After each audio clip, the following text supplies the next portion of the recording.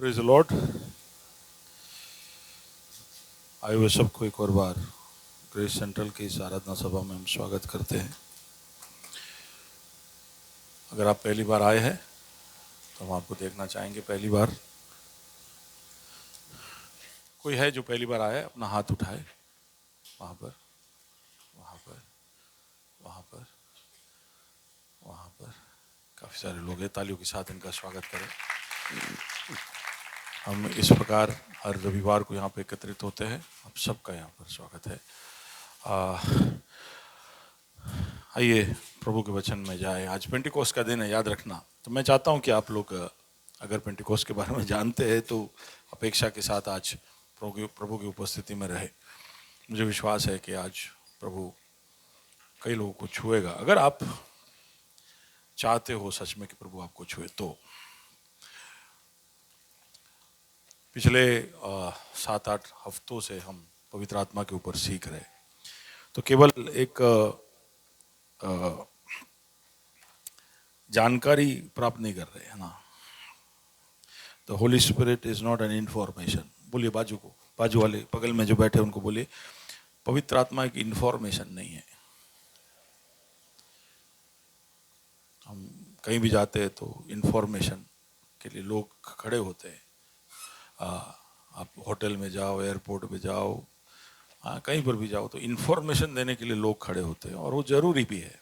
तो इंफॉर्मेशन जरूरी है, लेकिन पवित्र आत्मा हमारे लिए एक इंफॉर्मेशन नहीं है। पर कई लोग सोचते हैं इंफॉर्मेशन नहीं है भैया, रिफॉर्मेशन है। रिफॉर्मेशन उसका मतलब है कि हमारे जिंदगियों में कुछ आम इलाकों में सुधार लेकर आना, उसको रिफॉर्मेशन बोलते हैं। तो जैसे आप अगर शराबी हो तो शराब छोड़ दिया, आप बहुत सिगरेट फूकते थे तो वो छोड़ दिया, आप कोई चोरी करते थे रेगुलरली या कोई ऐसी बात जो गैर कानूनी है, ऐसा कुछ करते थे, अनैतिक है, उसको आपने छोड़ दिया। और फिर आप ये महसूस करते हो कि आप सुधर गए, रिफॉर्म्ड हो गए, है ना। तो पवित्र आत्मा रिफॉर्मेशन के लिए भी नहीं है। हमने अभी तक जो सीखा है उससे समझ में आता है कि पवित्र आत्मा ट्रांसफॉर्मेशन के लिए है। तो उसे बोलिए transformation. Okay, so not information, not reformation, what is it? Transformation.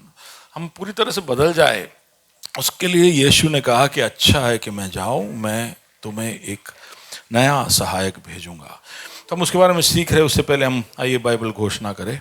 शर्ल आएगी और बाइबल लाए तो उठाए, बाइबल लेके आए चर्च में और उठाए। ये मेरा बाइबल है, ये प्रभु का प्रेरित वचन है, ये जीवित है, ये प्रबल है, ये चोखे धार से काटता है, ये गहराई तक छेदता है, ये मेरी भावनाओं को परखता है, ये मेरे विचारों को जांचता है, ये उपदेश के लिए, समझाने के लिए, सुधारने के लिए, शिक्षा के लिए लाभदायक है। ये मेरे वार का हथियार है, ये मेरे बचाव का रहस्य है, ये मेरे पाँव के लिए दीपक है, ये मेरे राह के लिए उजाला है। इसने दिखाया कि मैं क्या था, ये याद कराता है कि मैं क्या हूँ, ये बताता है कि मैं क्या बनूंगा। मैं इसकी ताजगी के लिए तत्पर हूँ, इसके छुटकारे के लिए बेताब हूँ, मैं इसे सुनने के लिए तैयार हूँ। हमारा खुदावंद हमेशा हमेशा हमेशा हमेशा महिमा पाए, फजल और इत्मीनान हम पाएं। आमीन, आमीन, आमीन। ओके, यहाँ तक हम पहुंचे हैं क्योंकि 2025 में हम विश्वास करते हैं कि अविश्वसनीय संभावनाएं, बातें, घटनाएं, कहानियां हमारे जीवनों का एक आम भाग बन जाएगा। हम अविश्वसनीय परिस्थितियों में पहुंचेंगे, लेकिन वहां से निकालने वाला खुदा हमें वहां से निकालेगा। हम साधारण जिंदगियां नहीं जिएंगे, प्रभु हमें एक ऐसे जगह पर ले जाएगा जहां पर हम मुड़कर देखकर कह सकते हैं इनक्रेडिबल, अविश्वसनीय। 2024 में मैंने सोचा नहीं था कि 25 में मेरे साथ इतना सब हो सकता है। Hallelujah, hallelujah. ऐसा हो सकता है, आमीन। ऐसा होते रहना चाहिए। प्रभु हमको अंश अंश कर कर महिमा से महिमा की ओर जब ले जाता है तो ये हमारे जीवन का कहानी होना चाहिए। अगर पिछले साल से भी बदतर हो या उसके बराबरी का हो आपका जीवन, तो आपने कुछ खो दिया है। प्रभु हमेशा हमें बढ़ोतरी के मार्ग पर, प्रगति पर हमें बढ़ाते हुए ही रहता है। तो अविश्वसनीय संभावनाओं के विषय में देखते देखते हमें समझ में आ गया कि ईश्वर अगर नहीं है हमारे साथ, if God is not with us, that is not possible. We need God. हमें परमेश्वर की जरूरत है।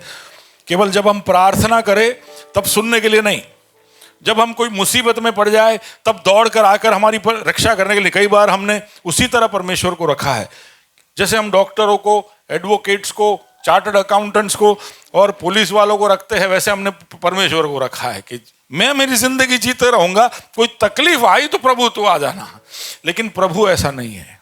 प्रभु ने इसलिए नहीं बनाया हमको, और हमको बुलाया और अलग किया कि केवल तकलीफ के समय में वो हमारे पास दौड़ कर आए। वो कहता है यूहन्ना 14 और उसका 17 क्या कहता है? जॉन चर्च वापिस पढ़ते हैं, ये बार बार हम हर हफ्ते ये पढ़े हैं। यूहन्ना 14 और उसका 17। सत्य का आत्मा जिसे संसार ग्रहण नहीं कर सकता, क्योंकि वह ना उसे देखता है और ना उसे जानता है। आमीन। तुम उसे जानते हो, आमीन। क्योंकि वह तुम्हारे साथ रहता है। वो तुम्हारे साथ रहता है। सत्य का आत्मा जो त्रिएक परमेश्वर में से एक व्यक्तित्व है, जो परमेश्वर के बराबरी का है, जो यीशु मसीह जिसको देखकर कहता है कि वो बिल्कुल मेरे जैसा है, वो सत्य का आत्मा, उसको तुम जानोगे, पहचानोगे। क्यों? क्योंकि वो तुम्हारे साथ रहता है और वह तुम में होगा, और तुम में भी वो रहता है। तुम्हारे साथ ही नहीं, तुम में भी वो रहता है। तो हम ये कह रहे हैं कि प्रभु हमें तेरी जरूरत है, तेरा साथ चाहिए। तो परमेश्वर प्रतिक्रिया में ये कहता है कि साथ क्या, मैं तो तुम में रहना चाहता हूं। हालेलुया। हम जब साथ मांगते हैं तो प्रभु कहता है कि नहीं, साथ नहीं, मैं तुम में रहना चाहता हूं। वो उसकी योजना। अब राजा ने कह दिया, प्रभु ने कह दिया, सृष्टिकर्ता ने ये कर दिया, और जो राह उसने तैयार किया है उसमें यही रास्ता है। आप उसके साथ अब नहीं चल पाओगे। वो दिन गए, उसको पुराना नियम बोलते हैं। पुराने नियम में आप उसके साथ चल सकते थे, उसको आप साथ में रख सकते थे, लेकिन वो समय गया। हम नए नियम में है, और नए नियम में उसने हमको मोल लेकर खरीदा है, हम उसके हो गए हैं। तो अब वो क्यों सिर्फ साथ रहेगा? परमेश्वर कहता है कि क्योंकि तुम मेरे हो और मैं तुम्हारे अंदर निवास करूंगा, तुम मेरे मंदिर हो। हालेलुया। तो ये नया नियम है। जब पवित्र आत्मा हमारे साथ जाता है, जब यात्रा शुरू करते हैं, तो मैंने जस्ट रिवाइज करते हुए जा रहा हूँ। पवित्र आत्मा हमारे जीवन में जैसे ही आता है, हम प्रभु के साथ चलना शुरू करते हैं, तो सबसे पहले वो हमारा सामना करता है, कन्फ्रंट करता है। हमारे अंदर जो गलतियां है, जो बीमारियां है, जो तकलीफें है, जो कहानियां है, जो जहां जहां हमें सुधार की जरूरत है, उन चीजों को सबसे पहले पवित्र आत्मा पॉइंट आउट करता है। और ऐसा नहीं कर रहा है तो पता नहीं कौन से आत्मा का मुठभेड़ हुआ आपका। पवित्र आत्मा है अगर, तो उसका काम है ये बताना कि आपके अंदर कहां कहां पर आप गलत हो प्रभु की दृष्टि में। और उसके पीछे का कारण यह है कि वो आपको सिर्फ प्रोत्साहन देने और बहलाने फुसलाने नहीं आया है, या आपको क्या कहते फ्लैटर, चापलूसी करने नहीं आया है। वो आपको सुधारने आया है, और इसके लिए वो आपके अंदरूनी बातों में जाकर जहां जहां पर गलती है उसको उठाएगा और आपको बताते रहेगा, ये भी सुधार, ये भी ठीक कर, वो भी ठीक कर। क्योंकि आप जैसे हो वैसे उसको दिखाई देता है। आप उससे कुछ नहीं छुपा सकते। अब पास्टर से, पत्नी से, पति से, बच्चों से, माँ बाप से, दोस्तों से, सबसे छुपा सकते हो, लेकिन परमेश्वर से कुछ नहीं छुपता। तो वो जब आपके पास आता है तो सबसे पहले आपकी खामियां दिखाएगा, तो कन्फ्रंट करेगा। क्यों? क्योंकि डॉक्टर भी इलाज करने से पहले ढूंढ निकालता है कि तकलीफ क्या है। वो सबसे पहले बताएगा कहां कहां पर तुझे तकलीफ है, और तुझे पता होना चाहिए, तुम्हें पता होना चाहिए। डॉक्टर खाली आपका डायग्नोसिस कर कर अपने मन में नहीं रखता है, बोले तुम सोए रहो, तुम्हारी बीमारी हमको पता चल गई, हम ठीक कर देंगे। ऐसा नहीं होता है। ऐसा होता है क्या? मरीज को वो बताता है कि तेरी तकलीफ क्यों भाई, क्यों बताने की जरूरत है? मरीज को अपनी बीमारी बताने की क्या जरूरत है? कोई डॉक्टर या कोई नर्स या, बोलिए साहब, दबकार वाले लोग बोलिए, हाँ, मरीज को अपनी बीमारी क्यों बतानी पड़ती है?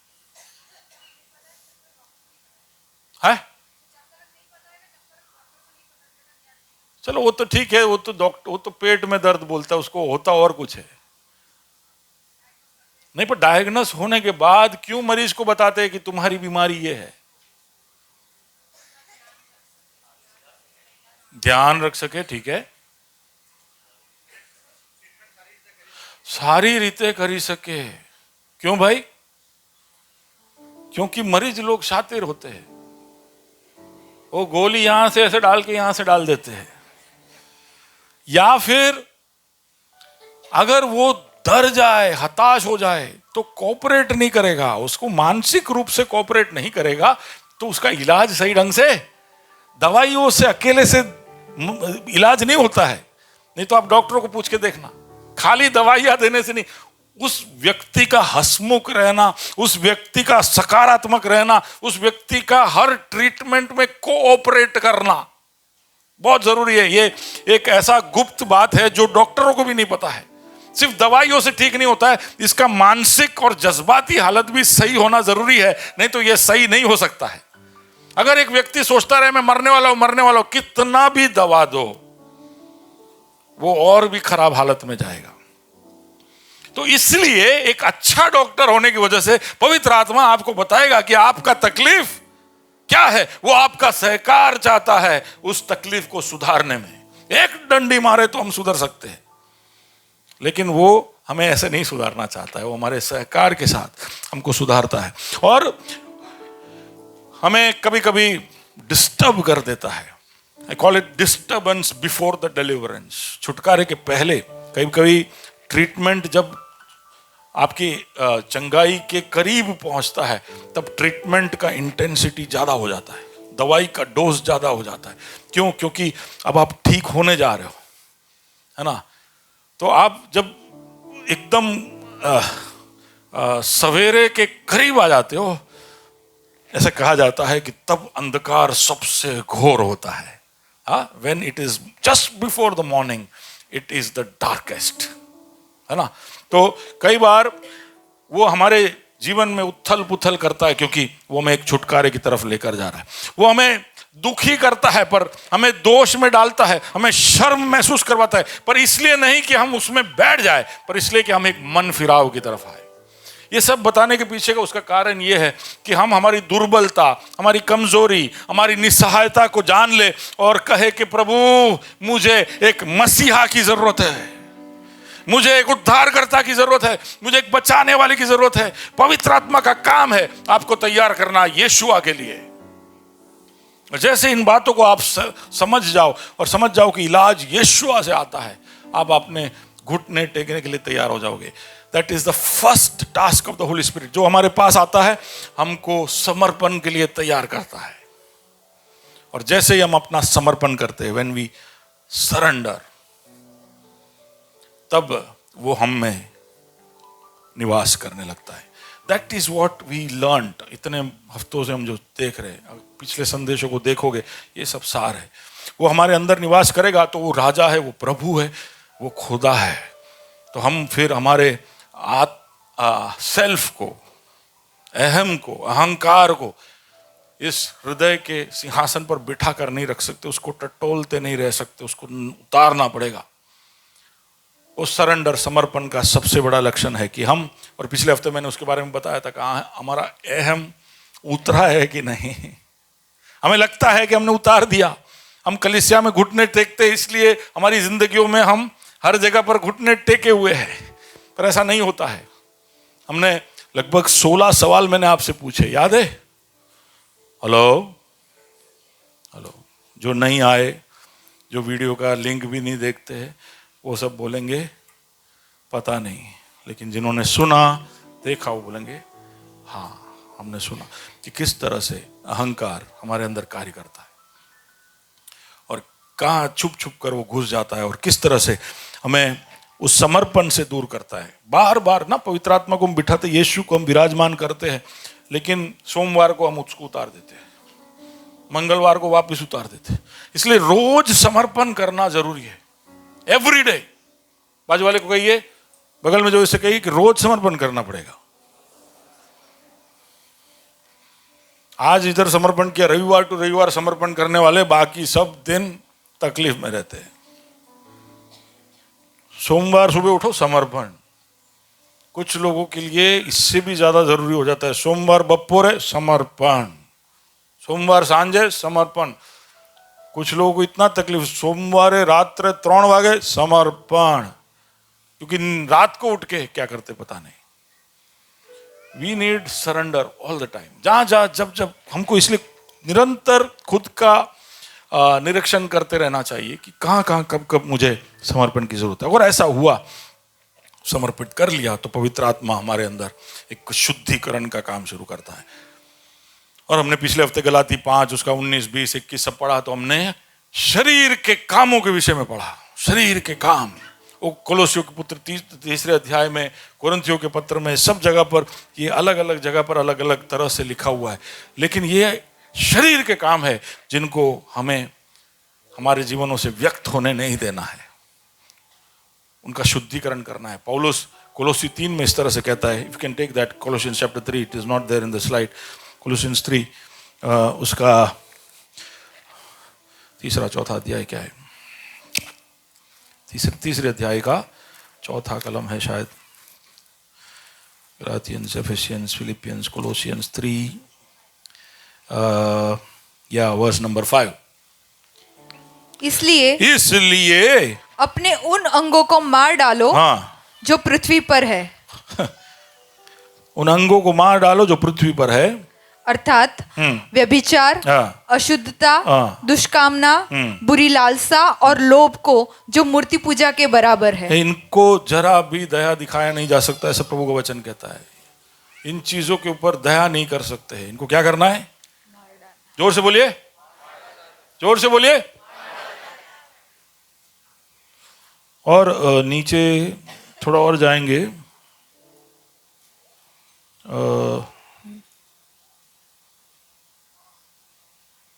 वर्स 8 पढ़िए।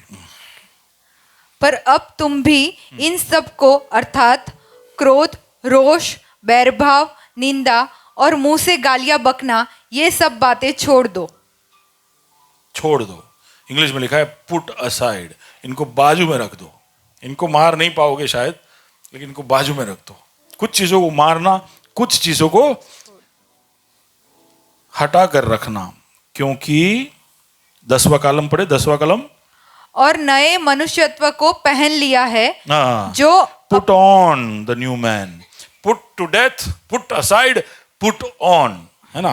3 शब्दों का वहां पर इस्तेमाल है इंग्लिश में जब हम पढ़ते हैं। तो वो हमारा शुद्धिकरण करता है और शरीर के कामों को हटाने में, उसको मारने में, हटाने में, मारने में, और एक नए इंसान को या पुरुष को या व्यक्ति को पहनने में वो हमारी मदद करता है।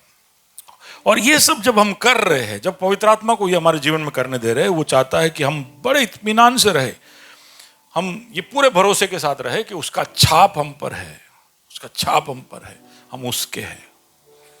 उसने हमें बयाने में ये पवित्र आत्मा दिया है।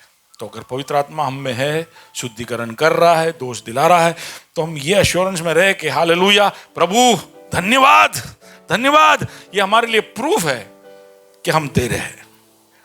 हालेलुया। इसलिए जब रोटी तोड़ते और खाते हैं, तभी भी हम कहते हैं कि जो कोई, लेकिन प्रभु हमें क्या कहते हैं, दंड देता है ताकि हम संसार के साथ दोषी ना ठहराए ना। हम रोटी तोड़ते वक्त लास्ट में कहते हैं कि प्रभु हमें दंड इसलिए देता है कि हम संसार के साथ दोषी ना ठहरे। अभी प्रभु से अभी दंड पा लेना है कि जब आखिरी न्याय होगा तब पाना है, ये आपका निर्णय है। दंड मिलने वाला है तो अभी पा लेना। अच्छा, पवित्र आत्मा आता है तो वो जेंटलमैन है, वो धीरे सोटी मारता है। प्रभु परमेश्वर सोटी मारेगा तो अनंत काल तक चीखते रहोगे, अनंत काल तक चीखते रहोगे। पवित्र आत्मा सोटी मारेगा तो पश्चाताप का रोना आएगा, लेकिन तुम सुधर जाओगे। पर तुम ये सब करते वक्त इत्मीनान में रहना कि प्रभु धन्यवाद, तू मुझसे प्यार करता है, इसलिए मेरे गलतियों को मुझे बताता है। कुछ लोगों को ये मिनिस्ट्री मिला है कि वो दूसरों की गलती बताए, लेकिन ये ministry gift of the spirit, fruit of the spirit कहीं पे भी मेंशन नहीं है, लेकिन कलीसिया के लोगों ने अपने आप अपने ऊपर एडॉप्ट कर लिया है कि ये मेरा मिनिस्ट्री है कि तुम्हारा भूल क्या है बताना। सॉरी, ये पवित्र आत्मा का काम है, उनको करने दीजिए। आप पवित्र आत्मा को आपके अंदर की गलतियां, ठीक है, आप प्यार से अगर किसी को गलतियां बताते हो उसको सुधारने के लिए, पर कोई आपके पास आकर पूछता है, सॉलिसिट करता है, तो सारे एडवर्टाइजमेंट्स के बाद ये वार्निंग देते हैं कि तुम जब कोई भी एडवर्टाइजमेंट देखकर म्यूचुअल फंड में, इंश्योरेंस में, कहीं पे भी डालो तो तुम्हारे ड्यू डिलिजेंस, तुम्हारी पूरी जानकारी लेकर ही बाद में पैसे डालना, ऐसा बोलकर। क्या mutual funds are subject to market risk, सुना है? कंडीशन सप्लाई, इतना स्पीड में बोलते हैं कि लोग जल्दी से पैसा निकाल देते हैं कि भाई हम फंड बंद થાય છે એટલે पैसा नाखो। ऐसा नहीं बोल रहा है, बोल रहा है कि ध्यान से, बारीकी से परख कर, है ना। और पवित्र आत्मा हमारे अंदर है तो एक और चीज का हमें याद दिलाता है वो कि हम उसके परिवार हैं, हम उसके परिवार हैं। और ये क्यों? तो दो चीजें हम जब देख सकते हैं। पहला, पवित्र आत्मा हमारे पास आता है ताकि हम समर्पण के लिए तैयार हो। दूसरा कि पवित्र आत्मा हमारे अंदर आता है, जो पिछले हफ्ते हमने देखा कि हमारे अंदर से आत्मा के फल उत्पन्न हो, आत्मा का फल हमारे अंदर उत्पन्न हो। उसका एंड गोल है, उसका एंड गेम है कि हमारे अंदर से आत्मा का फल उत्पन्न हो। इसलिए नहीं कि पवित्र आत्मा हम पर इसलिए नहीं आता है कि हम सामर्थ्य से भरपूर हो और हमारे रुमाल फेंक फेंक कर हम लोगों को चंगा करें। पवित्र आत्मा इसलिए नहीं आता है कि हमारे छाया में लोग आकर चंगे हो जाए। ये सब साथ में होता रहेगा, ये बाय प्रोडक्ट है। उसका मेन काम है हमारे अंदर आत्मा के फल उत्पन्न कराना, ठीक है। तो ये आत्मा का फल बच्चे बोलने वाले थे, आज बेचारे सीख के भी आए थे, लेकिन अगले हफ्ते बोलेंगे। अगर आपको पता नहीं है तो रेफरेंस के साथ बोलेंगे कि कहाँ लिखा है और क्या लिखा है। Produce the fruit of the spirit. अब आगे बढ़ते हैं। तो ये था पवित्र आत्मा हमारे अंदर आकर हमारे अंदर जो कार्य करता है। लेकिन जो पहला विषय जो तुरंत दिखाई दिया पवित्र आत्मा के आने की वजह से, पेंटिकोस्ट के दिन, आज से 2000 लगभग 2000 समथिंग साल पहले, या 1990 साल पहले, या 1992 ईयर्स पहले, या कौन सा टाइम था वो रेलेवेंट नहीं है, लगभग 2000 साल पहले पवित्र आत्मा उतरा। अब पढ़ते Acts 1:8, या शशांक। परंतु जब पवित्र आत्मा तुम पर आएगा। हाँ, अभी सुनिए, जोर से बोलिए, तुम पर। अभी तक हम देख रहे थे हमारे साथ है, अभी तक देख रहे थे वो हमारे अंदर है, लेकिन यहां पर यीशु कह रहा है पवित्र आत्मा तुम पर आएगा, छलांग मारेगा, कूदेगा, तुम पर आकर बैठ जाएगा। ऐसा एक चित्रीकरण है। पवित्र आत्मा तुम पर आएगा। ओके, क्या होगा? तब तुम सामर्थ पाओगे। तब तुम सामर्थ पाओगे। तो इतना रुक रुक कर मैं अंदर है, साथ में है, हमारे द्वारा, ये सब इसलिए बता रहा हूं ताकि आपको समझ में आए कि एक नया अनुभव भी है जो पवित्र वचन में लिखा है, और उसके विषय में लिखा है कि वो तुम पर आएगा। वापिस पढ़िए।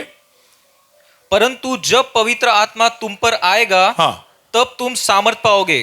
तब तुम सामर्थ पाओगे। बस तुम पर जब वो आता है तब वो फल के लिए नहीं आता है। जो तुम पर आता है तो वो सामर्थ आपको देने के लिए आता है। आप ऐसे कमजोर होकर दुनिया में घूमते भटकते ना रहो। आप हर हफ्ते आकर दुख की और हार की कहानी और असफलताओं के बारे में बोलते रहो। ये प्रभु को नहीं पसंद है कि मैंने इसको मोल लेके खरीदा, जब से इसको कलीसिया में रखा है, हर हफ्ते आके रोते रहता है कि पिछले हफ्ते ये हुआ, पिछले हफ्ते इधर दुख रहा था, फिर ऐसे ऐसे चलते आ रहा है दुखी होकर। उसके आत्मा में, शरीर में पता नहीं किस किस परिस्थिति में इस तरह की चाल उसकी है। प्रभु ने इसलिए नहीं तुम्हें मोल लिया हालेलुया। अगर हम उसके स्वर्ग के, उसके अनंत जीवन के नागरिक है, तो ऐसे कमजोर लोगों का थोड़ी होगा उसका राज्य। हाँ, हेलो। हमेशा कंप्लेन, हमेशा दुखी, हमेशा असमंजस, हमेशा अरे बहुत तकलीफ, बहुत तकलीफ, बहुत तकलीफ, बहुत तकलीफ। बहुत सारे मसीह लोगों को देखता हूं हमेशा दुखी, तकलीफ। ऐसा लगता है कि यीशु को उन्होंने रोक लिया है कि तू ना क्रूस उपाड़ तो मुझ लेन फरू छू। पूरा भार उन्होंने ले लिया। यीशु को बोलते तू वेस्ट में तू मर्यो मारा माटे, बड़ी तकलीफ तो हूं ज लेन फरू छू। तो फिर उसका क्रूस पे मरना व्यर्थ है। अगर दुख और रोना और दुखड़ा आपका है तो मसीह लोग आप समझ लो, उसने कहा कि तुम्हारे बोझ मुझ पर डालो, तुम्हारे बोझ मुझ। अरे क्या उसका मतलब? उसका मतलब है कि बोझ डालो, सिंपल है। उसका मतलब है कि तुम्हारा क्या तकलीफ है। ऐसे डायलॉग नहीं है वो। यीशु बोल रहा है दो ना यार, बोझ दो ना मेरे को, बोझ दो ना। तुम्हारा क्या तकलीफ है? कर्जा है, दो ना मेरे को ना। पर कल आएगा वो लेने वाला, कल मांगने आएगा, मैं कैसे दूं तेरे को? अरे दो ना उसको। फिर देखो कैसे वो हल निकालता है। ऐसे दरवाजे, ऐसे ऐसे खिड़कियां खोलेगा जो आपको पता भी नहीं था कि इधर दरवाजा था, इधर खिड़की था। ऐसा एक इंसान भी था। हम हमारे जेब ढूंढते रहते हैं, पर हमारा इलाज प्रभु कोई ना कोई जेब में डाल रहा है। वो जेब से आप तक पहुंचना है, वो तभी पहुंचेगा जब आप प्रभु को अपना बोझ दोगे। तो हम ये अमेज़न में पैसा देते हैं। आपको क्या लगता है माल अमेज़न में पड़ा है? माल कहां पड़ा है? अरे वो भारत में कहीं भी पड़ा होगा। आपको तो वेबसाइट में जाके एक ही जगह पे अमेज़न को पैसा देने का। माल इंडिया के कोई भी कोने से आएगा। Hello hello. आपके परेशानियों के लिए चर्च में आने की जरूरत नहीं है। बाजू वाले को बोलो स्टोर में आने जरूर नहीं। अपना सोल्यूशन ऑनलाइन है। हेलो, ऑफलाइन होने की जरूरत नहीं है। क्या हूं छे ने हूं गुड़गांव जईश, हूं बेंगलोर जईश। हमने ऐसे ढूंढ निकाले ऐसे ऐसे जगह कि जहां जाने सोल्यूशन मिल सकता है। अभी कभी बहुत बोनस मिल जाए तो चले जाना, पर रोज रोज की जरूरत के लिए क्या है? ऑनलाइन सीधा जाओ। अमेजिंग गॉड, अमेज़न नहीं, अमेजिंग गॉड। उसकी वेबसाइट amazinggod.com जाओ, रखो अपना बोझ,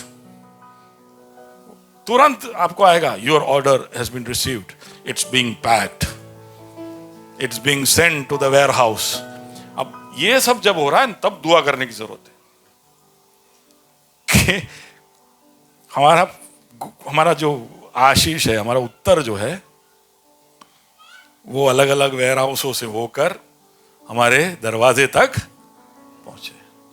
प्रार्थना नहीं करोगे तो वो डिलीवरी या कौन सा है दूसरे कौन ई कॉम एक्सप्रेस या डीटीडीसी या ब्लू डार्ट में नहीं, इंडिया पोस्ट में चला जाएगा।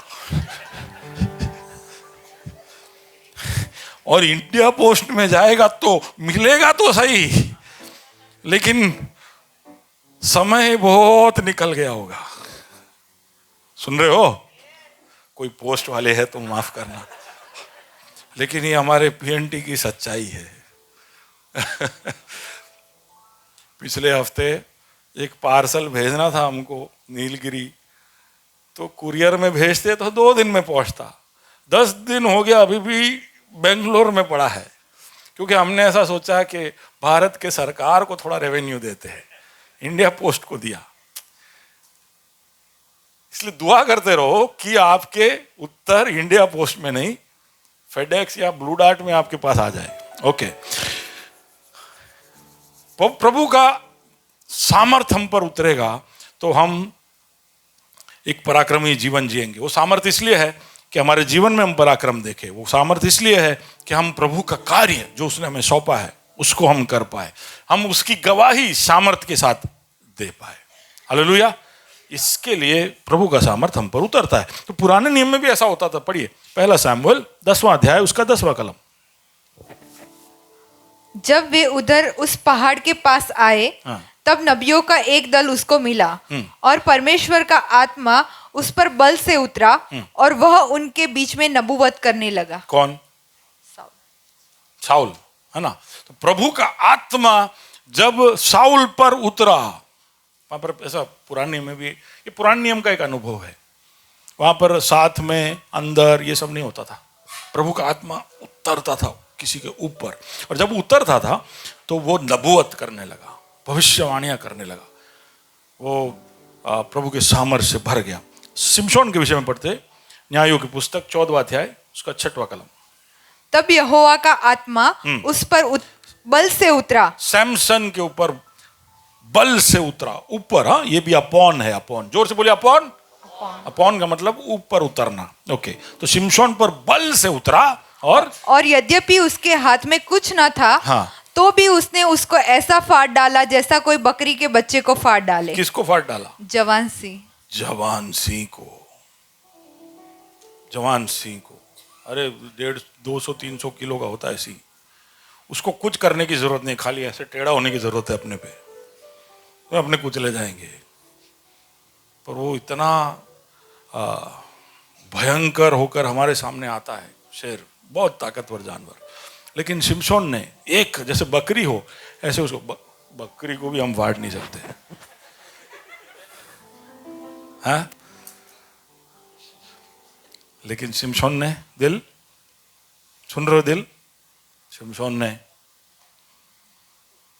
सिंह को फाड़ दिया। ओके, तो ये ऊपर आया तो सामर्थ के साथ आया। ये पुराने नियम में हम देखते हैं, तो हम नए नियम में अब कुछ देखने जा रहे हैं ताकि आपको एतबार हो कि समरियों के इलाके में क्या हुआ। प्रेरित 8 उसका 14, 15, 16, 17। ओके, जब प्रेरितों ने जो यरूशलेम में थे सुना कि सामरिया ने परमेश्वर का वचन मान लिया है। सामरिया में फिलिप वहां पर जाता है, खोजा को मिलने से पहले समरिया में फिलिप वहां पर जाता है, फिलिपुस, और वहां पर सुसमाचार सुनाता है। तो वहां पर लोग यीशु मसीह को अपनाते हैं। हाँ, तो पतरस और यूहन्ना को उनके पास भेजा। तो पतरस और यूहन्ना समरून में गए। फिर उन्होंने जाकर उनके लिए प्रार्थना की कि पवित्र आत्मा पाए। देखो, प्रार्थना की। तो ये लोग ने फिलिपुस के द्वारा यीशु को जान लिया, मान लिया, यानी उद्धार का अनुभव उनके जीवन में हो चुका है। सब बोलिए, क्या हुआ है? उद्धार का अनुभव हो चुका है। समरूनी लोग यीशु मसीह को जान चुके हैं, पहचान चुके हैं। अब ये बात जब प्रेरितों को यरूशलेम में पता चला, उन्होंने कहा कि जाओ, पतरस और यूहन्ना को भेजा, जाओ। वो जब वहां पर पहुंचे, उन्होंने देखा कि ये यीशु के बारे में जानते हैं, ये पिता परमेश्वर के बारे में जानते, क्रूस के बारे में जानते हैं, पर एक चीज की इनमें कमी है। तो इसलिए उन्होंने वो विषय के लिए प्रार्थना किया। क्या किया? उन्होंने प्रार्थना किया कि वो पवित्र आत्मा पाए। वापस पढ़िए। उन्होंने जाकर उनके लिए प्रार्थना की कि पवित्र आत्मा पाए। वो पवित्र आत्मा पाए। ये क्यों मैं अलग से आपको बता रहा हूं? इसलिए कि कई लोग सोचते हैं कि मैंने उद्धार पा लिया, यीशु मेरे जीवन में है, पवित्र आत्मा मेरे अंदर है। सही बात है, आप एक बिल्कुल सही हो। पवित्र आत्मा आपके अंदर है, इसलिए आप आपके जीवन में सुधार लेकर आ पा रहे हो, आप चीज़ों को बदल पा रहे हो, आपकी गंदगी को बाहर निकाल रहे हो, आप प्रभु के मंदिर हो। ऐसा प्रभु, आप उसको अब्बा करके बुलाते हो, आपको एक आशा, ये सब बात सही है, वो आपके अंदर है, इसलिए ये सब हो रहा है। लेकिन पौलुस और यूहन्ना एक ऐसे अनुभव, पतरस और यूहन्ना एक ऐसे अनुभव में थे जो वो चाहते थे कि समरूनी भी पाए। वो था कि पवित्र आत्मा का भरपूरी, पवित्र आत्मा उन पर आए। इसलिए वो वहां पर प्रार्थना करने लगे कि प्रभु इन पर पवित्र आत्मा भेज। इन्होंने उद्धार तो पा लिया है, ये रोज अब बाइबल भी पढ़ते हैं, यीशु के नाम में प्रार्थना भी करते हैं, बाकी सारी आराधनाओं को इन्होंने अभी नकार दिया है, इन्होंने जीवन प्रभु को सौंप दिया है, लेकिन अभी भी सामर्थ की इनको जरूरत है। तो इसलिए प्रभु भेज, है ना। आगे बढ़ो। क्योंकि वह अब तक उनमें से किसी पर न उतरा था। देखो, वो उतरा, अभी सिर्फ बाजू में आया था और अंदर प्रवेश हुआ था, लेकिन उन पर नहीं उतरा था। ये एक तीसरा अनुभव है, तीसरा अनुभव है। और वो हम पेंटिकोस्ट के दिन देखते हैं कि ये हुआ था। तो इनमें से किसी पर भी वो उतरा नहीं था। फिर उन्होंने तो केवल प्रभु यीशु के नाम से बपतिस्मा भी लिया था। हाँ, उन्होंने केवल बपतिस्मा भी ले लिया है। ऐसा नहीं है कि अभी स्टडी बाकी है, बपतिस्मा लेना बाकी। उन्होंने सबने बपतिस्मा भी ले लिया था। और तब उन्होंने उन पर हाथ रखे, हाँ, और उन्होंने पवित्र आत्मा पाया। हाथ रखने से पवित्र आत्मा पा लिया। उनके हाथ में नहीं था पवित्र आत्मा, पर वो विश्वास से जब उन्होंने उनके लिए प्रार्थना की और वो लोग ने इकरार किया कि हाँ, ये अनुभव के विषय में हमने सुना है, हमें भी चाहिए, हमें भी चाहिए। तो जैसे उन्होंने हाथ रखा, क्योंकि वो प्रभु के द्वारा नियुक्त थे, अधिकारी थे, जैसे उन्होंने हाथ रखा, क्या हुआ? तब उन्होंने उन पर हाथ रखे और उन्होंने पवित्र आत्मा पाया। आगे बढ़ो। जब शमौन ने देखा कि प्रेरितों के हाथ, वहां पर और कुछ लिखा नहीं है। उन्होंने पवित्र आत्मा पाया, ऐसे मालूम चल गया। हाथ रखने से कुछ तो हुआ जिसको देखकर इनको समझ में आया कि इन्होंने पा लिया। प्रूफ, यस, एविडेंस के साथ आ गया है कि इन्होंने पवित्र आत्मा पा लिया है। ओके, आगे पढ़िए। अब प्रेरितों के कृत्य 10वां अध्याय में जाते। अभी ये दूसरे घर में जा रहे हम। ये एक रोमी सिपाही है, तो यानी यहूदी नहीं है। प्रेरित 10 उसका 44। पतरस ये बातें कह ही रहा था। हाँ, कि तो पतरस एक्चुअली कर्नेलियुस नाम के एक सूबेदार के घर जाता है और वहां पर वो प्रार्थना कर रहा होता है। तो उससे बात करता है, उसको यीशु के बारे में और उसके क्रूस के मरण के विषय में, उसके जी उठने के विषय में सब बात कर ही रहा होता है। वो अभी बात पूरा किया भी नहीं, वो पूरा सुसमाचार सुनाया भी नहीं, वो कर ही रहा होता है। तब क्या होता है? पवित्र आत्मा वचन के सब सुनने वालों पर उतर आया। वचन सुनने वालों के ऊपर पवित्र आत्मा उतर आया। तो यानी बपतिस्मा, उद्धार का अनुभव, मन फिराव, ये सब हो ही रहा था और पवित्र आत्मा उन पर सामर्थ्य से उतरा, ऐसे लिखा है। हाँ, फिर और जितने खतना किए हुए विश्वासी पतरस के साथ आए थे, वे सब चकित हुए। वो सब क्या हो गए? बाजू वाले को कहो, तू आज चकित थवानो छो। अगर विश्वास है तो ठीक है ना। मेरे भी हाथ में नहीं है, यहां पर आपके ऊपर जो दुआ करेगा उसे किसी के हाथ में नहीं है। तो अचानक पवित्र आत्मा जो चाहता है, प्रभु को चाहता है, उससे प्यार करता है, उसके ऊपर उतर आता है। ठीक है, ये एक दूसरा अनुभव है। लेकिन उत्तर आए उससे पहले अगर आप ऐसे व्यक्ति हो जिसने अभी तक यीशु को अपने जीवन में पाया ही नहीं है, जाना ही नहीं है, तो आप सोच रहे हो कि अरे मैंने वो जाना नहीं है तो मैं कैसे पाऊंगा। उनके लिए ही ये कभी कभी ये सब साथ में हो जाता है। उसको पाना और उसका आपके ऊपर उतर आना सब साथ में हो सकता है। और आज पेंटिकोस्ट का दिन है, कुछ भी हो सकता है। Hallelujah, hallelujah. कितने लोग अपेक्षा से बैठे हो कि प्रभु आज कुछ करना प्लीज, बहुत हो गया है ना, बहुत हो गया, बहुत हो गया, बहुत जी लिया ऐसे ही। I want to have a difference in my life. Okay, FSU की पत्री, प्रेरितों की पत्री 19वां अध्याय। अभी यहाँ पे एफएसयू के बीच में पौलुस जाता है। वहां पे क्या हो रहा है? जब अपोलोस कुरिन्थुस में था तो पौलुस ऊपर के सारे प्रदेश में से होकर इफिसुस में आया। वहां कुछ चेलों को देखकर उसने कहा, क्या तुमने विश्वास करते समय पवित्र आत्मा पाया? उन्होंने उससे कहा, हमने तो पवित्र आत्मा की चर्चा भी नहीं सुनी। हमने सुनी भी नहीं है, चर्चा सुनी भी नहीं है। ये क्या बात कर रहे हो? पर हमने बपतिस्मा पाया है, पूछते। हाँ, उसने उनसे कहा, तो फिर तुमने किसका बपतिस्मा लिया? उन्होंने कहा, यूहन्ना का बपतिस्मा। यूहन्ना बपतिस्मा देने वाला जो बपतिस्मा दे रहा था वो हमने पाया है। ओके। पौलुस ने कहा, यूहन्ना ने यह कर कर मन फिराव का बपतिस्मा दिया। उसने मन फिराव का बपतिस्मा दिया। मन फिराव के पहले हृदय छीदते हैं, वो पवित्र आत्मा करता है। तो पवित्र आत्मा को जानते नहीं है, लेकिन उसका काम उनके अंदर हो चुका है, वो साथ में है, उनके अंदर है, ठीक है। लेकिन अब पौलुस पूछ रहा है कि तुमने उसके बारे में सुना नहीं है। अब जानकारी के साथ पवित्र आत्मा को प्राप्त करने की चेष्टा रखना, प्रार्थना करना, वो एक अलग अनुभव है। हाँ, फिर क्या होता है? मन फिराव का बपतिस्मा दिया, जो मेरे बाद आने वाला है उस पर अर्थात यीशु पर विश्वास करना। यह सुनकर उन्होंने प्रभु यीशु के नाम में बपतिस्मा लिया। तो वापिस उनको बपतिस्मा दिया।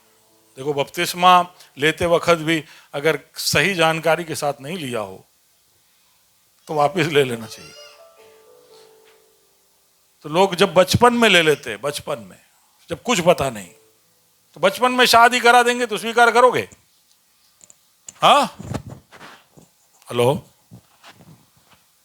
बचपन में शादी करा दिया तो स्वीकार करोगे? हाँ कि ना तो बोलो। चुप रहेगा तो मैं समझूंगा कि स्वीकार है। बचपन का शादी स्वीकार है, तो फिर आपके बच्चों का शादी करा दो।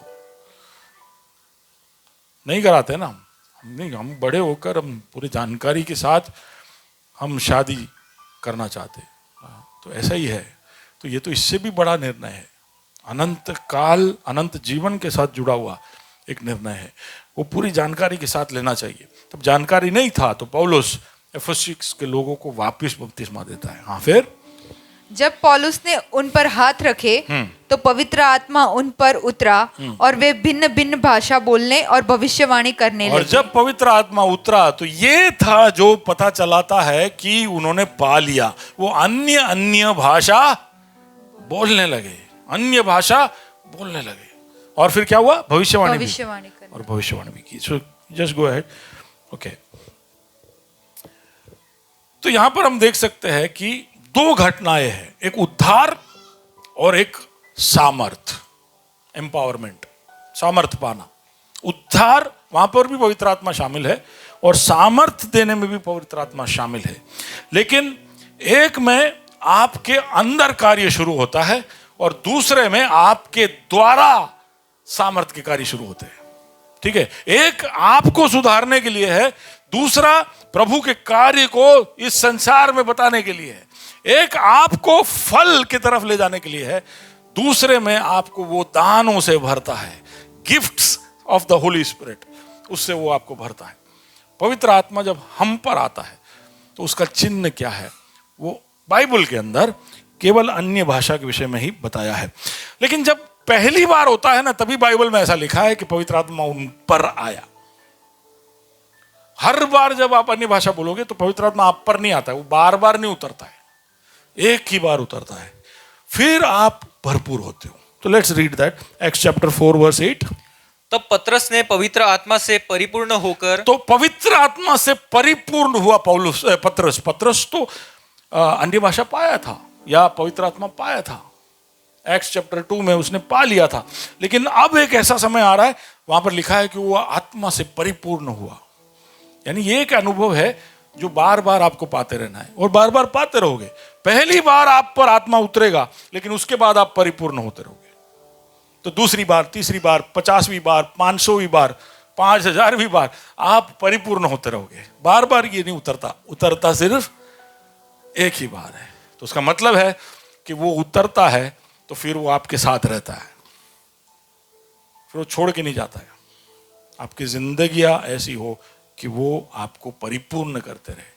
आपको जब जब रिफिल की, रिचार्ज की जरूरत हो तो वो आपको परिपूर्ण करा। जब आप सेवकाई के लिए कहीं पर पहुंचे हो और तब आप थके हुए हो, आप पूरे दिन के काम के बाद मानसिक रूप से, जज्बाती रूप से थके हुए, लेकिन वहां पर एक जरूरत आ उठी, तो पवित्र आत्मा तुरंत परिपूर्ण करता है ताकि आप वो सेवकाई में कोई भी कमी।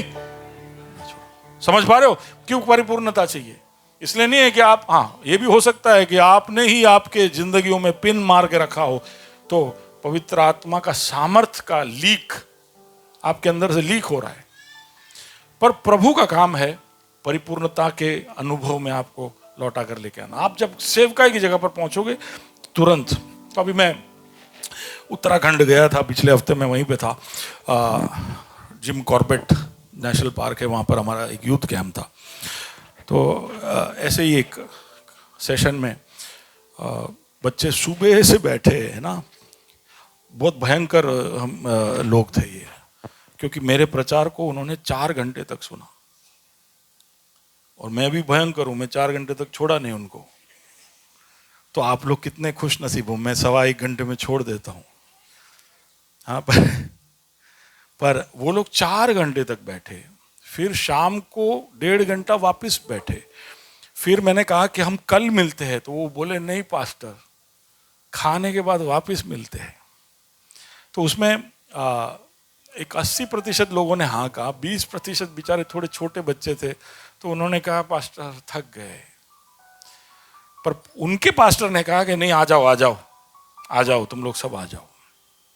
और फिर हम वापस सेशन रात को 9:30 बजे हमने सेशन शुरू किया रात को, और 11:30 तक चला। तो उस सेशन में सब थके थके आए थे, लेकिन उस सेशन के दरमियान आत्मा की उपस्थिति उस जगह पर महसूस होने लगी, और सारे बच्चे स्प्रिंग जैसे उठ के ताजे होकर प्रभु की आराधना करने लगे। तो आत्मा हर तरह से आपको ताजा करेगा, शारीरिक रूप से ही नहीं, जज्बाती, मानसिक, आत्मिक, हर तरह से वो आपको परिपूर्ण करने के लिए आपको दिया गया है। जब प्रेरित 4 और उसका 31 पढ़ते हैं तो जब वे प्रार्थना कर चुके, कलीसिया प्रार्थना कर चुकी, तब क्या हुआ? तो वह स्थान जहां वो इकट्ठे थे हिल गया। हाँ। और वे सब पवित्र आत्मा से परिपूर्ण हो गए। तो जहां जहां परिपूर्ण लिखा है उसका मतलब यह है कि ये लोग पहले पा चुके हैं, उन पर आत्मा उतर चुका है, इसलिए ये परिपूर्ण हो रहे हैं। ये आपका भी कहानी होना चाहिए। जब आप प्रभु के सम्मुख बैठे हो, परिपूर्ण हो। ऑफिस में कोई आपका सामना करता है, आत्मा में परिपूर्ण हुआ, और जिग्नेश ने जवाब दिया। हालेलुया। कोई आपको एक तकलीफ के परिस्थिति में लाकर रख दे, वहां पर आप दुआ करिए, आत्मा में परिपूर्ण होकर उस परिस्थिति से बाहर निकलने के लिए प्रभु आपको बुद्धि देगा, प्रभु आपको शब्द देगा। कोई कर्जे में पड़ गए, कोई बीमारी की अवस्था में, कोई निराश हताशा करने वाली अवस्था में पहुंच गए, तुरंत प्रभु के पास जाइए, वो आपको परिपूर्ण करेगा और उस जगह से बाहर निकलने के लिए आपको सामर्थ्य देगा। आमेन, आमेन। ये रेस के गाड़ियों में होता है ना, वो बटन दबाते, कौन सा, नाइट्रस ऑक्साइड, नॉस दबाओ और फुल स्पीड में निकल जाओ। बाजू वाले को बोलो, स्वर्ग का नॉस चाहिए क्या? स्वर्ग का नॉस, नाइट्रस ऑक्साइड, एक बटन दबाओ और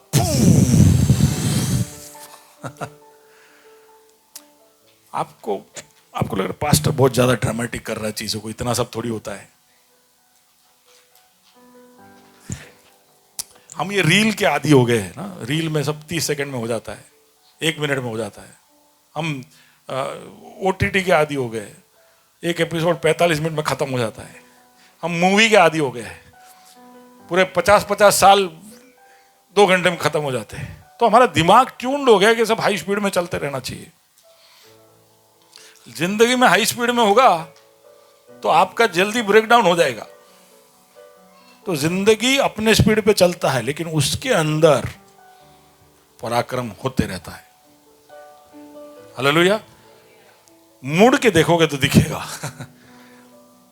तो ये बॉलीवुड वाले बोलते हैं मुड़ मुड़ के ना देख, मुड़ मुड़ के, पर मसीह लोग रोज मुड़ मुड़ के देखेंगे, क्योंकि वो प्रभु की भलाइयों को देखना चाहते हैं।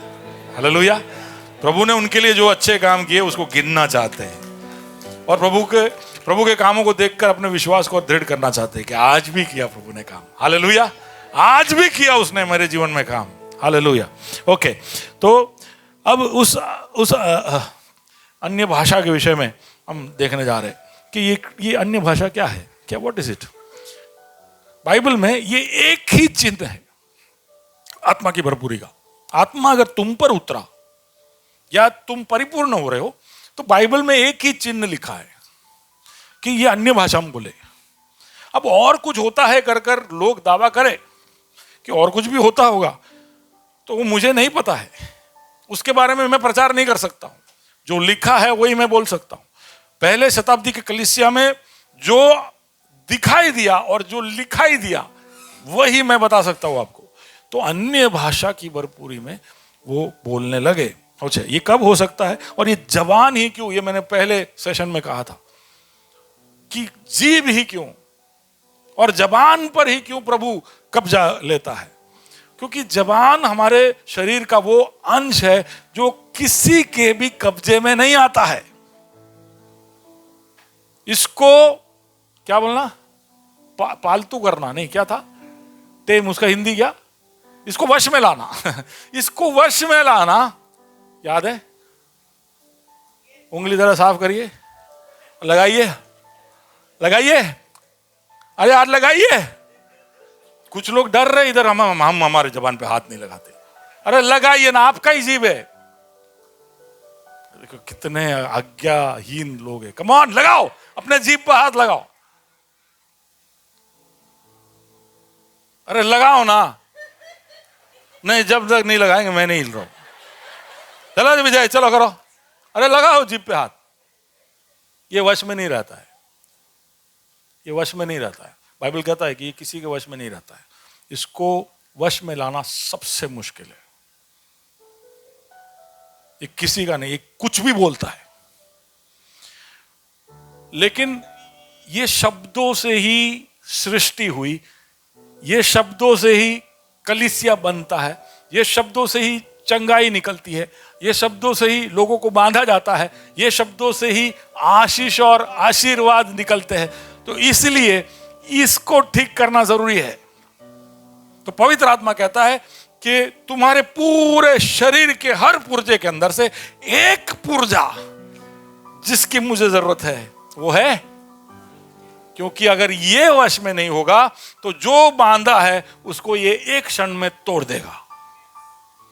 आपको सालों लग जाते हैं किसी के साथ दोस्ती करते, लेकिन एक शब्द बोल दो, 20 सालों की दोस्ती और रिश्ते खत्म।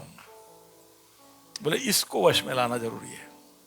और इसलिए पवित्र आत्मा जबान पर उतरता है। याकूब के पुत्र में लिखा है कि जबान नर्क कुंड की आग से जलता है, नर्क कुंड की आग से। तो इसके सोर्स को पवित्र आत्मा उठाकर स्वर्ग की ओर ले जाता है। बाबेल की कहानी जब पढ़ोगे तो उस इमारत के वक्त इंसान की भाषाओं को अलग कर दिया गया था। तब तक इंसान एक भाषा बोलता था, लेकिन फिर नए नए भाषा उद्भव हुए। लेकिन पवित्र आत्मा उतरता है और ये जबान को छूता है और हम कलीसिया की भाषा को एक करता है। जबान को छूकर वो बताता है कि मैं तुम्हें जोड़ रहा हूं, तुम स्वर्ग की भाषा बोलोगे। हालेलुया। तो जबान को इसलिए वो छूता है और आग इसलिए उतारता है, वो बताने के लिए कि मुझे इसका कब्जा चाहिए, मैं इसे बदलूंगा, मैं इसको तुम्हारे तरफ से समर्पण के रूप में चाहता हूं। अब 1 कोरिन्थी 14 उसका 2 पढ़िए। क्योंकि जो अन्य भाषा में बातें करता है वह मनुष्यों से नहीं, वो मनुष्यों से नहीं परंतु परमेश्वर से बात करता है। वो परमेश्वर से बात करता है। तो अगर कोई आपके बगल में अभी थोड़ी देर के बाद अन्य भाषा में बोलेगा तो उसको देखना नहीं, शू बोले हाँ शू बोले, वो आपसे नहीं बात कर रहा है। रेखा बहन किससे बात कर रहा है? युद्ध जीतना हो तो शत्रु को पता नहीं होना चाहिए कि आप क्या बोल रहे हो, आपका योजना क्या है। सुन रहे हो? तो तुम जो बड़े निष्ठा के साथ घुटने झुकाकर प्रभु मारा जीवन में तू परिवर्तन લઈ આવજે, મારું દિલ, મારું મન, મારું જીવન હું તને સોંપું છું, હવેથી હું ક્યારે ફોનનો દુરુપયોગ નહીં કરું। तो कौन सुन रहा है ये? कौन सुन रहा है ये? हेलो,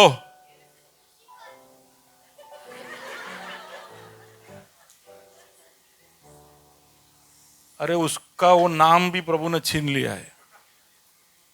वो नाम प्रभु ने दिया था, वो नाम उसको हटा के उसको डायाबोलोस नाम दिया, जिसको हम शैतान बोलते हैं। तो हम जब प्रार्थनाएं करते हैं तो हमको ऐसा लगता है कि हूँ ने मारा प्रभु वच्चेनी વાત છે, બકા ત્રીજો ઊભો છે, એ બધું સાંભળે છે. ફોનનો દુરુપયોગ નહીં કરે. હમણાં મોકલું તને 2 પ્રોમ્પ્ટ, 3 નોટિફિકેશન અને 6 ફ્રેન્ડ रिक्वेस्ट. वो लड़की जो 6 साल से आपको भाव नहीं देती उस दिन सुबह आपको फ्रेंड रिक्वेस्ट भेजेगी और आपको ऐसा लगेगा आ तो दिव्य છે, प्रभुए मारा जीवन में कार्य કર્યું છે.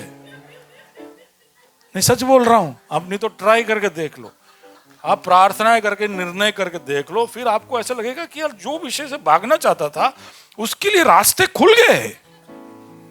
तो क्या प्रभु ये चाहता है कि मैं ये करूं? सुन रहे हो? ये ऐसे कंफ्यूजन मसीह लोगों के जीवन में इसलिए आता है क्योंकि प्रार्थना सुनने वाला एक और है. ये तो मैंने उदाहरण दिया. अब कुछ कुछ विषय प्रभु शैतान सुन लेता, वो हमको देखिए इतना आजादी उसको नहीं है कि हमारे जीवन के हर क्षेत्र में आके वो हस्तक्षेप करे, लेकिन प्रलोभनों को हमारे चारों ओर रख देगा, हमको दे देगा. हमारा यीशु के मेनू में 1-2 आइटम ही है, लेकिन शैतान के मेनू में आइटम कैटेगरीज सब कैटेगरी उसके अंदर भी आइटम ही आइटम है. तो इतना बड़ा मेनू हो गया है कि आप ला टपका के आखिर में कर लोगे. कहां थे हम? हमारे प्रार्थना के विषय कुछ विषय ऐसे हैं जिसको शैतान को पता भी नहीं चलना चाहिए, और खुदा चाहता है कि कुछ बातें शैतान को पता ही ना चले हम जब दुआ कर रहे हो तब. तो इसलिए उसने हमें एक भाषा दिया है. युद्ध में जब सैनिक जाते हैं ना तो उनके अंदर पहले से कोड लैंग्वेजेस होते हैं. तो आपने सुना उनके बातें, अल्फा रिपोर्टिंग. कौन है अल्फा? खाली ग्रेस एयरपोर्ट में अल्फा है? नहीं है, अल्फा है. हरीश की बेटी का नाम अल्फा है. नहीं, पर ऐसा सुना आपने? कोड लैंग्वेज में बोलते हैं, ऐसे बोलते कि यस हम ये पोजीशन पे है. ऐसा अपना पोजीशन भी डिस्क्लोज नहीं करते. जैसे हम बोलते हैं ना, हाँ હું આવું છું, थोड़ी बार में હું આવું છું, આ જગ્યાએ પહોંચ, નવરંગપુરા પહોંચીશ, ऐसा भी नहीं बोलेंगे. सब के लिए कोड लैंग्वेज है, सारे रैंक्स के लिए. कोई है इधर आर्मी वाला? आर्मी कोई नहीं, इसलिए इतने इनडिसिप्लिन्ड हो.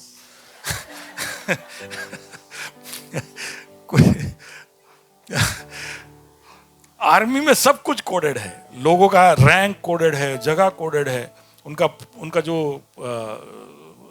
क्या बोलते हैं, उनका जो करने वाले हैं वो भी सब कोडेड है. क्यों? क्योंकि शत्रु कान लगा के सुन रहा है. आपको पता है ये युद्ध जब होता है तो शत्रु का एक पूरा विंग होता है जिसका काम है कम्युनिकेशन को इंटरसेप्ट करना, कि भारत का सेना अंदर क्या बात कर रहा है वो पकड़ना. उसके लिए वो लोग सैटेलाइट लगाते हैं कि ये लोग जो बात कर रहे हैं हमको पता चलना चाहिए कि कौन क्या करने वाला है, ताकि वो अटैक करे उससे पहले हम तैयार रहे. अब वो मेरे साथ, ये युद्ध नीति है. और हम जब युद्ध करने निकले तो भी ऐसे एक भाषा की हमको जरूरत. So he who speaks in tongues, पौलुस कहता है जो अन्य भाषा में बोलता है वो किससे बात कर रहा है? परमेश्वर से, डायरेक्ट हॉटलाइन पे. Hallelujah, direct hotline. किसी को स्वर्गदूत भी सोच रहा है आंसू बोलियो, स्वर्गदूतों को भी नहीं पता चलता है. कुछ चीजें सीधा सिंहासन के पास पहुंचता है और उत्तर भी वहीं से निकलता है, क्योंकि पवित्र आत्मा उच्चारण देता है, वैसे आप बोलते हो. स्वर्ग चाहता है कि उन विषयों के ऊपर आप प्रार्थना करो, इसलिए आप अन्य भाषा में बोलते हो. ओके, तो ये सब बाइबल में लिखा हुआ है. और फिर आगे पढ़ो. जो अन्य भाषा बोलता है वो परमेश्वर से बातें करता है, हाँ. इसलिए कि उसकी बातें कोई नहीं समझता. कोई भी नहीं समझता. हाँ, क्योंकि वह भेद की बातें आत्मा में होकर बोलता है. भेद की बातें, मिस्ट्रीज, जो किसी को नहीं पता, उसको खुद को नहीं पता, ऐसे भेद की बातें आत्मा में आकर बोलता है. और इंग्लिश में ऐसा लिखा है, ही अटर्स मिस्ट्रीज, यानी वो डिक्लेयर करता है. कई बार हमारे परिस्थितियों में हमें पता नहीं होता है कि कल क्या होने वाला है, अगले हफ्ते क्या होने वाला है, लेकिन खुदा जानता है, उसमें हस्तक्षेप करवाना चाहता है। तो अन्य भाषा में बोलने से कई बार हमारे तरफ आने वाले कई सारे हथियार और शैतान के अटैक अन्य भाषा में हम रोक लेते हैं, क्योंकि हमारे शब्दों में वो सामर्थ्य है। जो हमारी प्रार्थना को सुनता है वो आत्मा के मन को जानता है। ओके, और कुछ अद्भुत कार्य हमारे जीवन में हो सकते हैं। कई सारी प्रार्थनाएं ऐसी है जो हमको पता भी नहीं है कि हमने कर लिया। तो ऐसा एक उदाहरण मैंने बहुत सालों पहले पढ़ा था। एक बीवी सुबह 3 बजे अचानक नींद में से जाग जाती है और उसको ऐसे प्रेरणा होता है कि वो प्रार्थना करे। तो पर क्या विषय पता नहीं, तो उसको जो जो पता था उस सब विषय के लिए उसने प्रार्थना किया। फिर वो सो गई।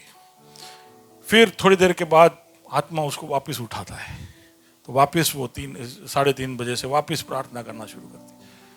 फिर वापस उसने जो विषय नहीं किए थे प्रार्थना, वो सब याद करके वो प्रार्थना करके सो जाती है। फिर उसको नींद नहीं आता, वापस उसको आत्मा उठाता है। तो 5-5:30 बजे वापस वो उठती है और वो प्रार्थना करना शुरू करती है। उसने संसार के हर विषय के ऊपर प्रार्थना कर लिया।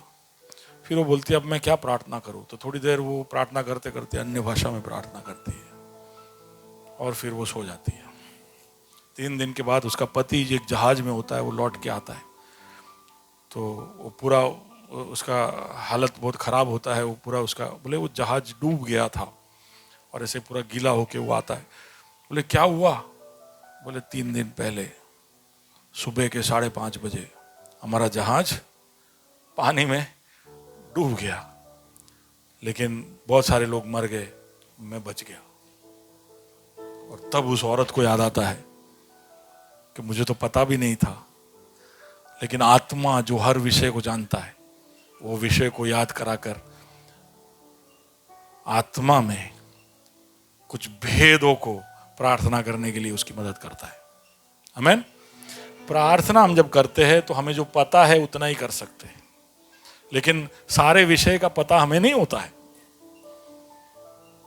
स्वर्ग हमारे जीवनों में हस्तक्षेप करना चाहता है ऐसे जगहों पर भी जहां हमें कुछ पता ही नहीं है कि हमें सुधार की जरूरत है। तो वो अन्य भाषा के द्वारा पूरा होता है। Are you with me? Okay, तो इसलिए अन्य भाषा हम सबके लिए दिया गया एक हथियार है। हम सबके लिए दिया गया एक बहुत बड़ा फैसिलिटी है। ओके, 1 कोरिन्थी 14 उसका 4 पढ़िए।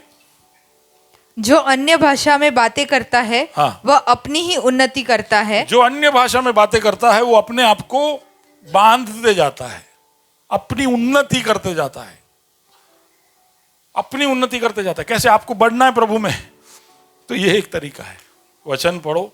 लेकिन अन्य भाषा में बोलने से भी अपनी उन्नति करता है। अभी ये कैसे होता है? अन्य भाषा में बोलने से कैसे उन्नति होता है वो मैं नहीं जानता। मैं तो ये भी नहीं जानता कि अलग अलग तरह के खाना खाने से मेरा शरीर में ताकत कैसे आता है।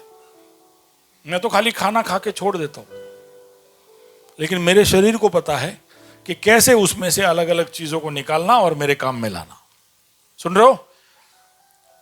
हम खाना खाते हैं तो उससे कैसे लहू बनता है हमें नहीं पता है, लेकिन बनता है। वचन पढ़ने से कैसे हमें सामर्थ्य मिलता है हमें नहीं पता है। हमें उसके पीछे पीछे जाने की जरूरत नहीं है। जैसे खाना खाने के बाद हम उसके पीछे पीछे जाते नहीं है, क्या स्टमक में पहुंचू थाई से बतू ओके छे कि नहीं जोई लो, ऐसा नहीं करना पड़ता है। वो फिर अपना प्रोसेस फॉलो करता है, वो पूरा काम करता है। नहीं हुआ तो डॉक्टर के पास जाओ। लेकिन आत्मिक जगत में भी ऐसा ही है। वचन पढ़ो सामर्थ्य मिलेगा, संगति करो सामर्थ्य मिलेगा, आराधना करो सामर्थ्य मिलेगा। अन्य भाषा में बोलो, जो अन्य भाषा में बोलता है वो खुद की उन्नति करता है, क्योंकि वो अपने जीवन के ऊपर छुटकारा बोलता होगा, अपने जीवन में वो हस्तक्षेप प्रभु का लेके आता होगा। जो प्रभु से बात करते रहेगा तो प्रभु उससे भी बात करेगा। वन वे टॉक नहीं है। देखिए, आपका लेवल बढ़ाना है तो आपकी दोस्ती संगति सब बढ़ा दो। पढ़े लिखे लोगों के साथ घूमना फिरना शुरू कर दो, फिर देखो आपका कैसे जिंदगी बदलता है। कुछ अमीर लोगों के साथ या कुछ अच्छे लोगों के साथ घूमने जाओगे तो आपको पता चलेगा कि आप क्या खो रहे हो। तो अभी इसी बार मेरे साथ ऐसा हुआ। दिल्ली पहुंचा, लेट था, बहुत थका हुआ था और मुझे उस कैंप के अंदर वो लोग ने चूस लिया पूरा। मैं थक गया था और 4-5 घंटे की नींद रोज।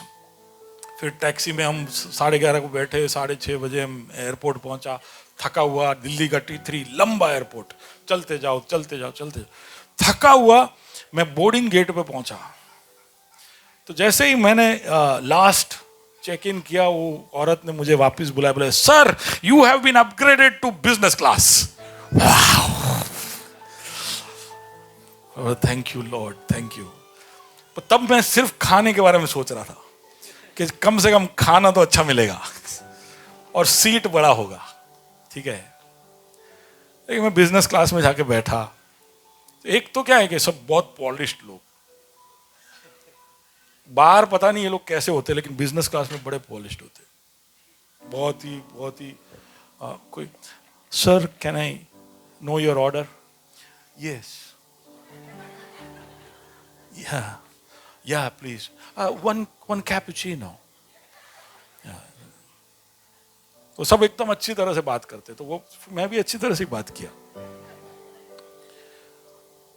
लेकिन ना मैं जब बैठा था उसके पीछे कर्टन था, और कर्टन के पीछे कैटल क्लास था।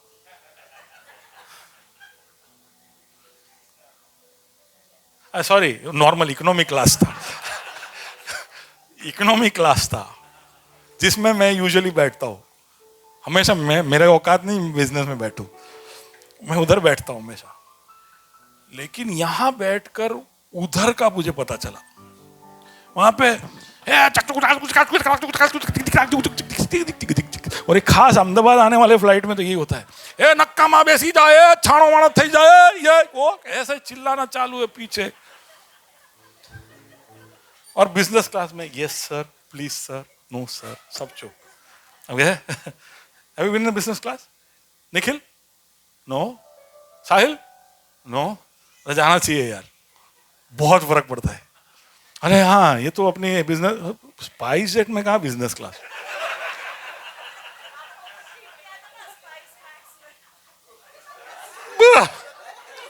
अरे 2 इंच सीट ज्यादा देके बोलते बिजनेस क्लास। सच में बिजनेस क्लास। क्या बोल रहा हूं मैं? प्रभु से बात करते रहोगे, प्रभु से बात करते रहोगे तो उन्नति होते रहेगा। हालेलुया। और उससे बात करना है तो उसका निरंतर बात करना है, तो अन्य भाषा का दान उसने हमको दिया है। तो मैं 1995 था जब मैंने अन्य भाषा के साथ पवित्र आत्मा की भरपूरी पाई। कि आज से कितने साल हो गए? 30 साल हो गए। बपतिस्मा लिया 6 साल तक मैं राह देखते रहा कि मैं पाऊँ, लेकिन नहीं मिला। एक दिन ऐसे एक मीटिंग में, शायद मैं पहले बोल चुका हूँ, हम लोग बैठे थे, शाइनी भी शायद थी। You were there in that meeting? I think so. Shiny, you must be there. Shiny थी, उसकी छोटी बहन बेंची, सब होंगे। हम 6 लोग एक साथ अन्य भाषा में बोले, 6 लोग बोले। इसलिए मुझे विश्वास है कि ये सिर्फ मुझे अगर मिला होता ना, सिर्फ मुझे, तो मुझे शक होता। और 6 लोग जो तैयार नहीं थे, जो उस दिन सोच भी नहीं रहे थे कि हम पाएंगे। लेकिन मेरी बात मैं कर सकता हूँ, मेरे अंदर एक दर्द था उस दिन रात को। उस दिन रात को मैंने प्रार्थना की, प्रभु हमारी क्या हालत हो गई, हम क्या कैसे हो गए, हम क्यों इसे आत्मा में ठंडे पड़ गए, बदल तू हमको। इतना प्रार्थना किया बस। मैंने कुछ ऐसा भी नहीं बोला कि प्रभु तेरा आत्मा दे, कुछ नहीं। प्रभु हमको कुछ बदल, इतना बोला। और पवित्र आत्मा का सामर्थ्य, एक गाना जब शुरू किया तो एकदम से मुझ पर उतरा। मुझे ऐसा जब हमारा टीम जीत जाता है तो कैसे खुश होते हैं हम, है ना। हम जब खुशी से भर जाते, या हम दुख से भर जाते, या हम गुस्से से भर जाते, जब हमारे ऊपर इमोशन 100% के ऊपर आ जाता है तो हम उसको नहीं संभाल पाते, हाँ कि ना। तो हम बहुत खुश हो जाएंगे तो हम भाषण नहीं देंगे। देखा है, विराट कोहली भी तो ऐसे ही करता है। वैसे तो वो तो हर बार ऐसे ही करता है, पर खुशी वो ऐसे ही दिखा सकता है। दुख है तो कोई तब पोएट्री, कविता नहीं लिखता है। दुख है तो वो चीख चीख के रोता है। गुस्सा हो तो तारा प्रभु गुस्सो छो, ऐसा कोई नहीं बोलता है। वो फाड़ देता है कमरा। तो जज्बात को हम होल्ड नहीं कर सकते शरीर में। पवित्र आत्मा जब हमको छूता है ना, तो हमारे सारे इमोशन उसके चरण सीमा पे आ जाते हैं, हम नहीं होल्ड कर सकते उस समय। मुझे अनुभव हुआ उस हमारे, मैं नहीं होल्ड कर पा रहा था अपने को, मेरा जबान जैसे मोटा हो गया, ऐसा मुझे कुछ एहसास हो रहा था। और मैंने फिर अपने आप को छोड़ दिया, कर ले। क्या बोला मुझे याद नहीं है। 45 मिनट के बाद आंख खुला, 45 मिनट्स, तो मैं जहां था वहां से कहीं दूर आ चुका था। उस दिन से सच बोलता हूं, मुझे ऐसा लगने लगा कि मैं एक मसीह हूं। मेरा जीवन बदल गया, बाइबल पढ़ने का तरीका बदल गया, प्रार्थना बदल गया। पहले मैं 15 मिनट प्रार्थना करता, फिर ऐसे लगता कि अबे कोई विषय बच्चे सब खत्म हो गया ऐसा। उसके बाद मैं और सैमसन भाई जो ग्रेस वेस्ट में है, हम लोग सब रात को 10 बजे से 1:30, 2, 3 बजे तक प्रार्थना करते ही रहते थे। हमारा प्रार्थना रुकता ही नहीं था। फिर अगले दिन काम पे जाना, कॉलेज पे जाना, इसके लिए हम प्रार्थना रोक के घर जाते थे।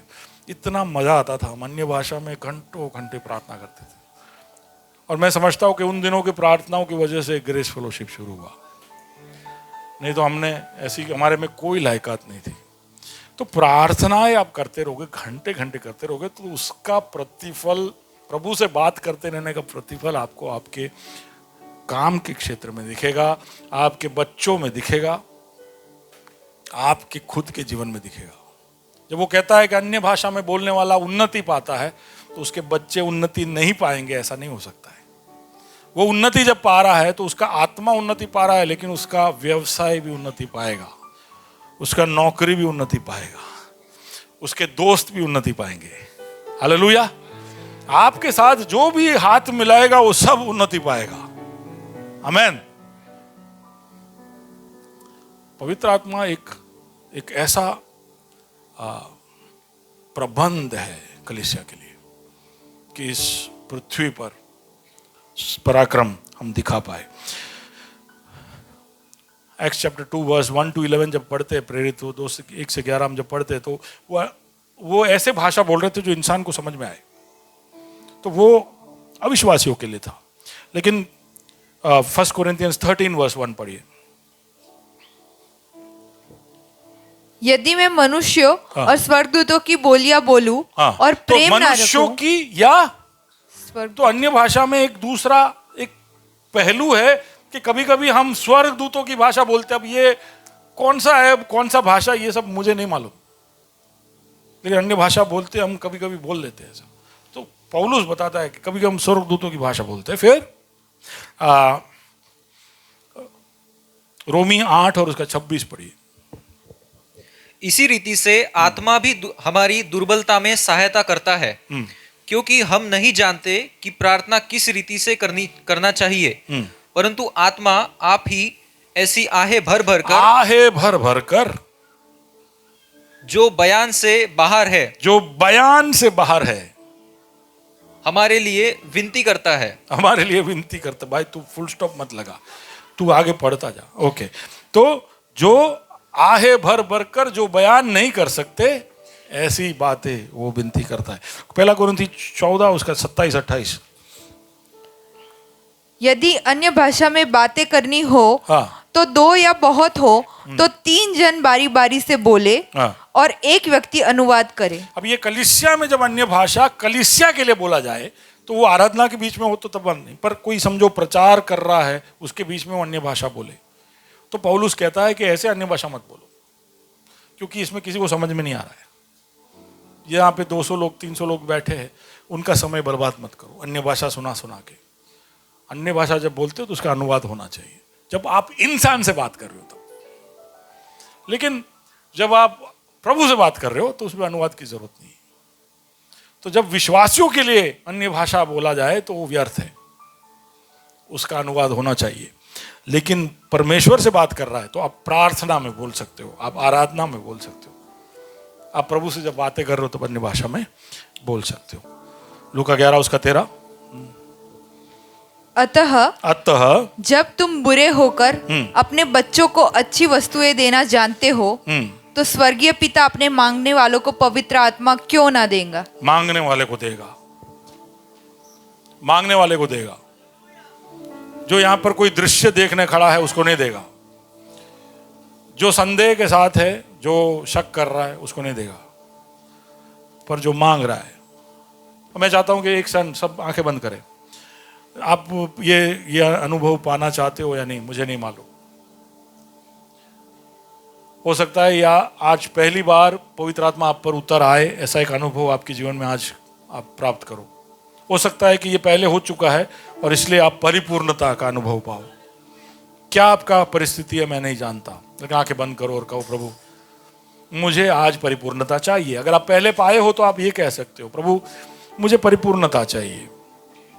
लेकिन आप पाए नहीं है तो आप कह सकते हो कि मुझ पर उतर, मुझ पर आ, पवित्र आत्मा मुझ पर उतर। तू मेरा पिता है। हम इंसान दुष्ट होकर भी हमारे बच्चों को जब वो रोटी मांगते हैं तो उनको पत्थर या बिच्छू नहीं देते, जब वो मछली मांगते हैं तो हम उनको सांप नहीं देते।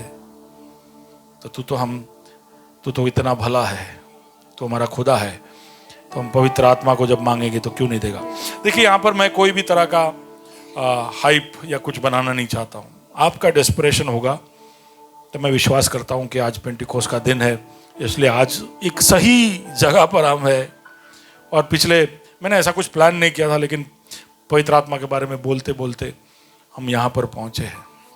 तो हम मानसिक रूप से इस मौके के लिए तैयार है।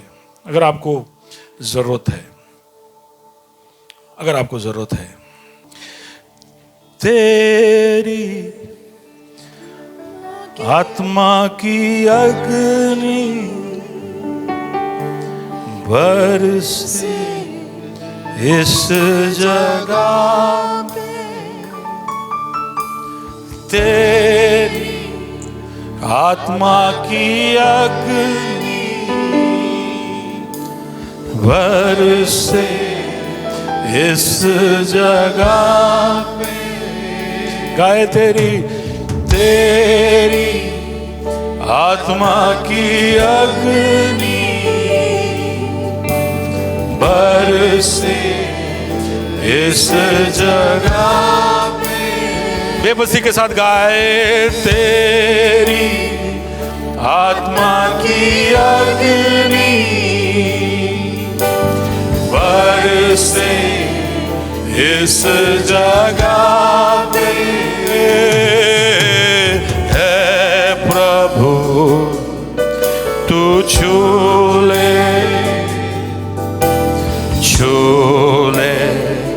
हम सभी को। ओ है प्रभु तू छू ले हम सभी को। ओ तेरी महिमा के बादल बरसे इस जगह। तेरी महिमा के बादल इस जगह को। तेरी महिमा के बादल, महिमा के बादल घेरे इस जगह को। तेरी महिमा के बादल